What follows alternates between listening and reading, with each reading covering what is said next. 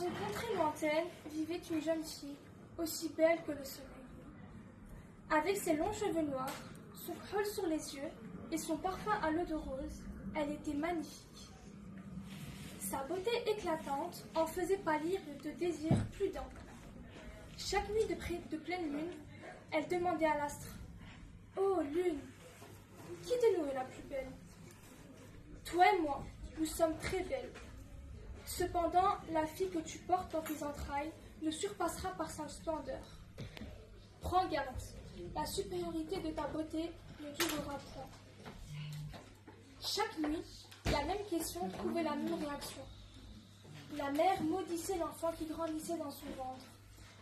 C'est ainsi que 9 mois plus tard, naquit une fille à la chevelure ébène.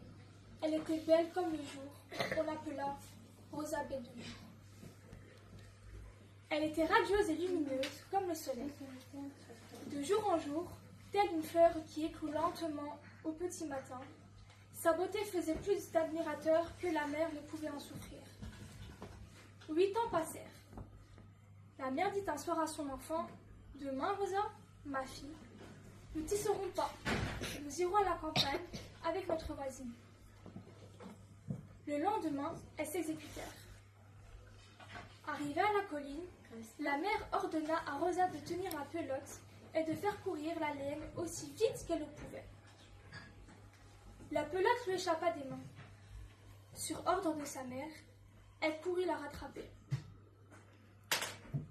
Dans sa course, elle ne prit garde à mémoriser le chemin.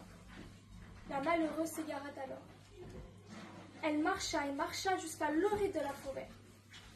Essoufflée, Rosa trouva refuge dans une caverne profonde. En pénétrant dans la caverne, mi-aveugle, mi-habituée à la pénombre, elle vit un serpent menaçant enroulé sur lui-même. Elle fut attendrie à la vue de cette petite créature brune à la peau claire. Avec ses pieds meurtris et ses habits en lambeaux, même un serpent ne pouvait rester de marbre face à une telle beauté à la fois faible et grandiose.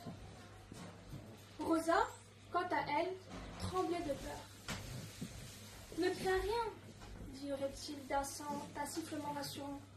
« Quel est donc le hasard qui t'a mené jusqu'à moi ?»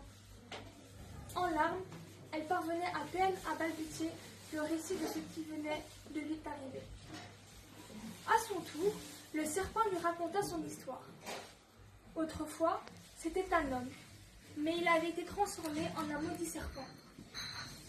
Cela rassura Rosa, qui s'endormit peu de temps après, pendant que le serpent cherchait de la nourriture dans les bois.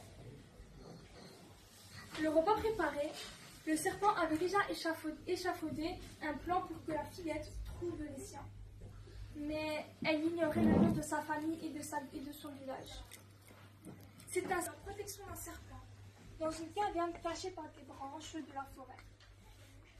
Elle était devenue Rosa, fée des forêts.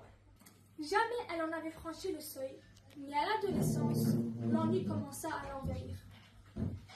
Un jour, donc, alors que son père-mère de serpent était absent, elle se risqua à glisser sa tête hors de la grotte pour admirer le soleil et la voûte céleste. Les premiers temps, elle se contentait de sortir la tête. Puis, l'audace la prit. La confiance la gagna, et elle s'aventura hors de la caverne sans que la bête ne le sache. Un beau jour, un bûcheron l'aperçut et fut émerveillé. Sa vie en fut chamboulée. La vision furtive d'une beauté mystérieuse aux longs cheveux ébènes dans les bois fut racontée à tous les villageois. Une fille dans la forêt? La nouvelle parvint aux oreilles de Prince. Curieux et intrigué, il voulut voir de ses propres yeux. Il attendit qu'elle soit seule pour l'aborder. Doucement, il écarta les branches et en murmurant: « Dis-moi, qui es-tu, créature? Une fée ou une femme? Je suis la fille du serpent, mais je suis faite de chair et de sang comme toi. » Le prince l'interrogea plus longuement. Elle dut lui raconter son histoire. Puis, troublé et amoureux, il se retourna dans son pays. Il fit à son père le roi le plus absurde des déclarations. « Père, j'aime la fille du serpent, Rosa, la fée des forêts. » Emporté par la colère et craignant qu'un tour de sorcellerie ait pu atteindre son fils, il n'autorisa point cet étrange accouplement et enferma son fils. Les jours passent et le prince faiblissait. La fièvre le prit. Le roi était inflexible, mais son cœur de père, après maintes hésitations, ne put s'empêcher de se plier au désir de son enfant mourant. Il partit donc voir le serpent. « Donne-moi ta fille pour mon fils, dit-il humblement. Le serpent acquiesça, mais en contrepartie, sa fille devait nager dans le bonheur et on ne devait lui offrir, à lui, le père, qu'une simple outre de sang. Pars donc, ma fille, le bonheur t'attend. Rosa fut effectivement comblée, mais à chaque fois qu'elle mettait au monde un enfant, le bébé disparaissait sans trace. Le roi et la reine essayèrent de contraindre leur prince à épouser une autre femme pour avoir des enfants.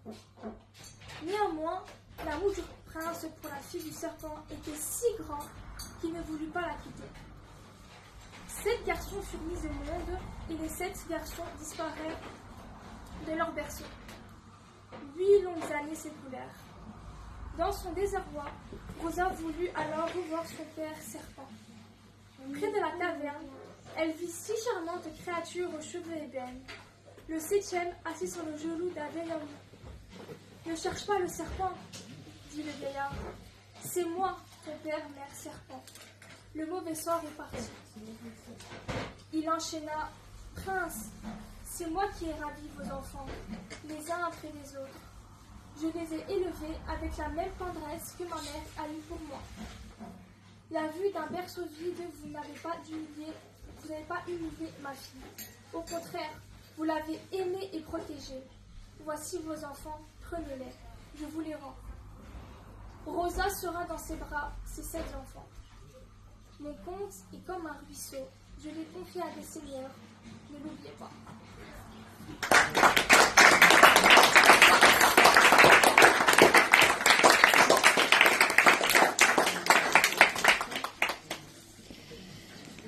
Merci Chérine, merci Dounia de nous avoir lu quelques extraits des contes de Fatima Kérouche.